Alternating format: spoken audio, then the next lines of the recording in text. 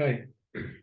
In this video, we are going to discuss about the settings part in reference to the Salesforce itself is concerned. We are talking about how do we require some basic setups to be done.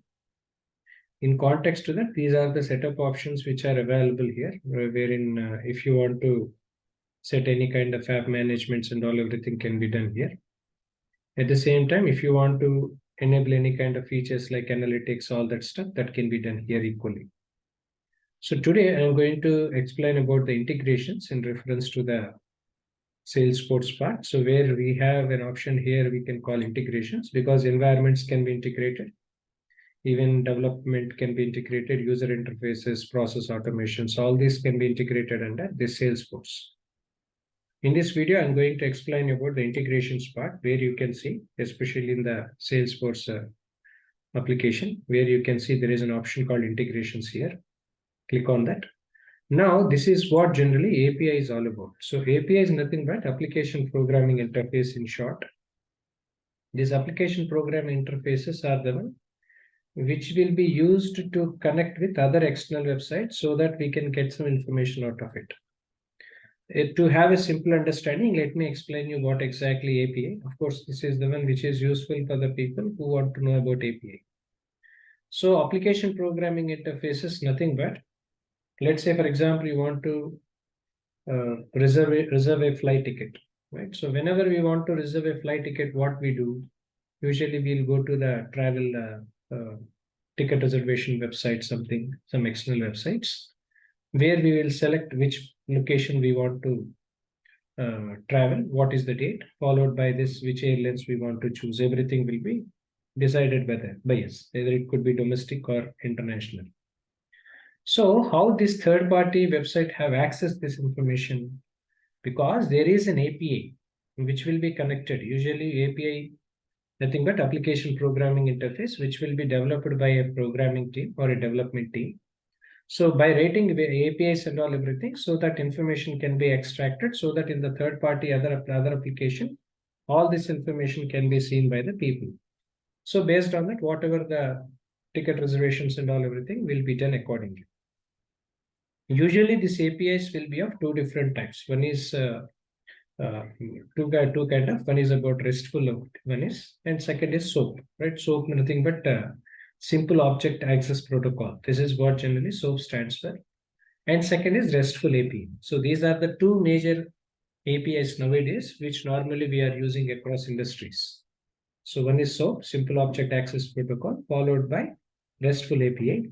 So these are the two different APIs and all everything we are using. So APIs are the one which is essentially important for us to integrate this application from an external application. So this is what generally we need to hear. Now, this is where generally this API is all about, right? So this API, because there are, of course, there are different certifications are there and certificates in API. Let's not get into that. Now, apart from that setup, we need to have an option called data import, right? So whatever the basic data to be imported in connect to the existing files and all, either it could be a .csv files or something like. So using the CSV files and all that, so we can import the data. If you want to enable to import the data, wherein we have to put it as enable, otherwise you can disable this. But usually whenever we are working on setup of Salesforce, it is always sometimes required for us to access some information from the different data sets using CSV files, all that. So always it is better to have enable option here. This is one thing we need to do. At the same time, data import widget we talk about. When we talk about data import widget and all everything, here we need to mention about the kind of data, what is that is being used here, and how this data import widget is being used and all everything will be used here accordingly. This is what it is. Next, followed by data import widget. The next was external data sources, where if you want to connect to any external new data source and all, here you can see there is an option you can see here, new external data source. Okay, so for example, data source is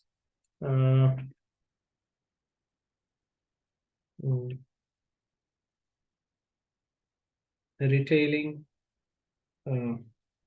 data, right? So for example, retailing data is what the data source I am taking. So retailing data is the one, right? So the name itself is also retailing data. Now I am selecting the type, right? So we need to select two things. One is either based on the URL part we are selecting, or if it is based upon the open search on that. So if you are selecting open search, wherein we have to provide these URLs and all, whatever the URLs and all, everything relating to the existing retailing data from where we want to extract the information, that URL details has to be provided if you are selecting sample URL. Otherwise, if you are selecting federated search, open search and all, that generally this URL followed by the connecting time, how much time this will be taken, how much time will are being allowed, all these things has to be applied. Followed by this, of course, there is some authentication and authorization is required. So because we are not allowed to connect with external servers directly, unless until if there is no authentication authorization was given. So unless until if there is no authentication protocols and all of this, everything was not given, we are not allowed to connect to the external data sources, because external data sources may have some sensitive information, important it may be. So it is not something possible to. So there is some authentication which is required here. So we need to create some authentications, unless until if you are not identifying, understanding the authentications and all that, which is not usually possible. So we need to provide that URL followed by how much time the connection timeouts and all, everything has to be understood. At the same time, here we need to provide the certification details. Followed by this, we need to identify based on what, right? So based on what is that we are taking. Now, based on the identification of it is what we are taking based on the retailing data. This is what generally the name we have taken. So hence I have selected as named principal. If it is anonymous means it will be taken anything. But in spite of it, what is that I am taking is named principals is what I have taken. Now, if you want to have an authentication protocol where we need to create some authentications here. So once the authentication is done, we need to click on the save. So that automatically this it will be appeared. So make sure this, you can see the error here where you need to provide a respective error here. A respective URL has to be given. Followed by this, there is some authentication process which is especially important for us to perform. This is where generally this external data sources and all everything is being used. Please do remember, if you want to save it and if you want to access this data and all everything, so make sure this must be in sample URL. That URL details has to be mentioned. So whenever you are giving those details, URL details, all that, then only this saving option will happen. Otherwise, you have to click on cancel. Now, when we talk about external objects, right? So external objects where we can create new external object here. External objects, right? So permissions of the objects we have to enable, right? So because it was disabled as it is a trial one, so it is enabled. So label here, we need to give some information as label, right? So for example, label called deploy, right? So that's what generally we call it as deployment is what the I have given. So deployments is the plural label. It is not start with Robinson, not required. Object name is deployment. Deploying the work which was done by the development team, right? This is what generally the description I have given here. Now here open standards Salesforce it is. So wherein we need to provide a window for Visual Salesforce page. If you want to open a window using Visual Salesforce page, we can window. Otherwise, a standard salesforce.com will also be help. So that I am just selecting Visual Salesforce window as separate. So for that. Now, here we need to give you the external data source information, whatever the external data source information we have and all everything. For example, retailing data, right? So this is what I have taken. Table name is customer ID or is customer name, right? Name of the customer I have taken. We need to select the URLs, all that here. Now, development status in development, because it is not in deployed, because we have taken deployment as an option here as a label. So development status is deployed is what it is. Now I am selecting object creation where new custom tab where I've just selected here. Now I can click on save. So generally when we are creating it, we have to get a data where it is invalid, because there is an external data which has to be created. Unless until if you are not creating any external data sources, which is not practically possible for us to create some external objects here. So if you want to make sure, if you want to create external objects, where make sure you need to create an external data first.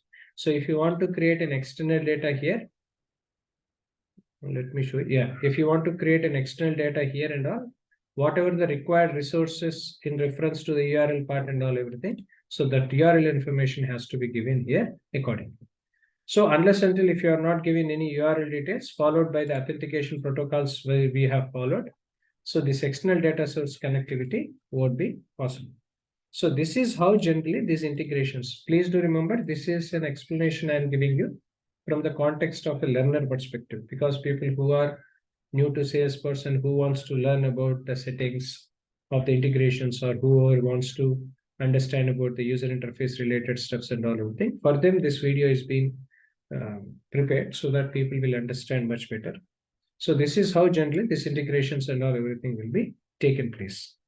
At the same time, there is some data classification we can do. For example, whatever the data classifications do we have and all everything. So the data classification uploads can be seen. For example, here, if you want to upload any data classification, I am taking here. I'm just taking some data for this, some data of like, for example, test, right? So this is what the data I have taken. Import file, right? So whenever import file, this is a CSV website which we have taken, where this website, the maximum numbers is received is 10,000. So it is more than that, right? So more than that, hence it is not accepted. So what I'm doing is I'm taking something less, okay? I'm taking something less. Let me take one more data. I'll create an Excel file and then I will do it, okay? Yeah, I've just taken something, a new Excel file I'm just taking, right? Some information, XYZ, 1, 2, 3, right? So just simply some information as stated, save as.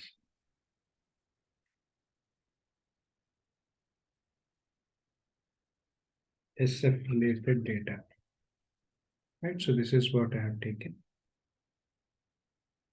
SF related data is what I have taken here. Now choose a file, going to desktop, where I have to select all the files.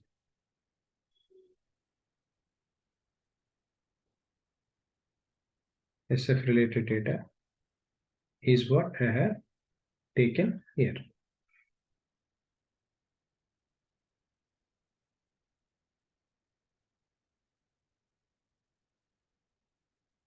Here the file is reading, you can see, right? So reading CSV file.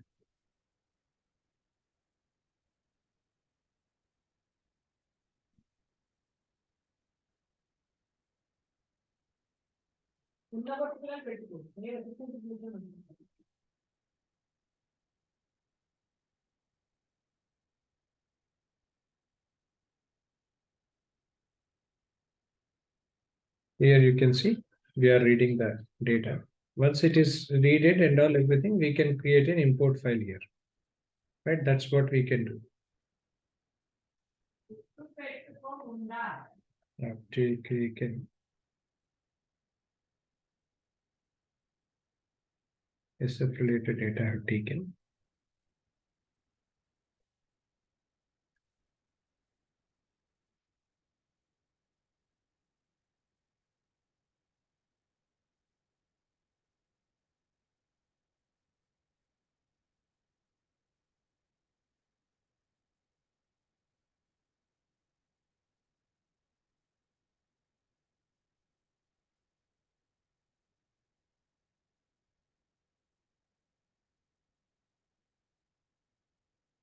It's SF related data is what generally we have taken here, right? So this is where generally this SF data is required. That CSV file is required.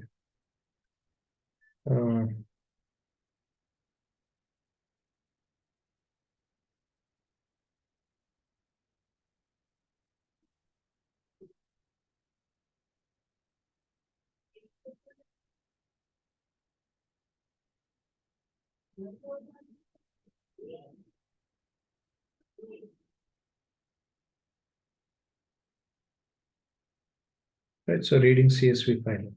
Right, so this is where generally the fail file which I have taken here, where the file is under reading here. This is where you can see. So classification of reading file and all everything is happening here. So this is how generally this data classifications uploads and all everything will be taken here according.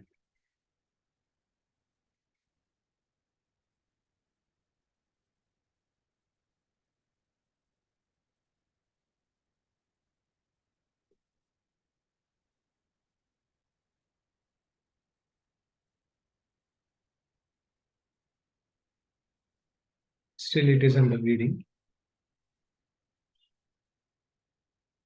wherein we have to wait for some time to get the information.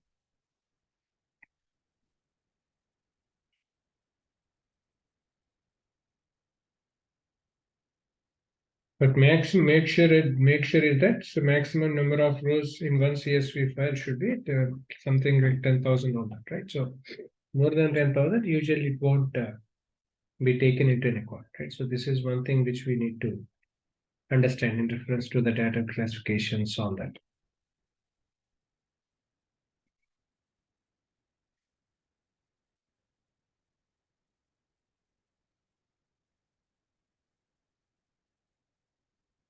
So whatever that reading, you can see. So there is an updation of error, we can see, right? If there is any changes in reference to the updations and all, everything can be seen here accordingly. Here we can see.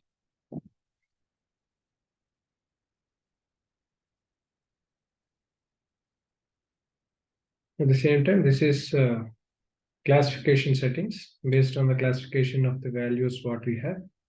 So we can select that, right? So this is one thing we can do. At the same time, if you want to classify any kind of downloads, all that stuff, we need to create that one even equally. What is that we have to do? So this is all about data classification part. So of course that still is under, let's make sure that number is more than 10,000, that is will be taken. At the same time, in reference to the deployment settings here, what are the deployment settings followed by the deployment status in reference to the project? All these things we have to see. If there is anything is there, then we can see records is displayed. As we have not taken in records, hence it will show as failed. Next, at the same time, monitoring purposes, for example, any email snapshots or something like, or any kind of user engagements, right? So at the same time, whatever the kind of lightning usages to be have, right? So we use those metrics and all everything to extract this information here, right? So this is where general lightning usage was, where we have to run the Salesforce optimizer for this.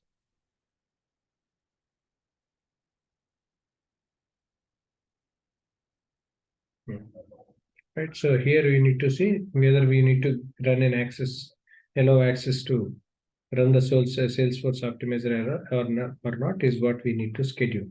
So once you are allowing access and all, so this optimizers and all everything will work accordingly here. So this is how generally the basic settings of Salesforce administration is all about. For more information, please reach out to the contact details, which will be posted in below to this video. Thank you.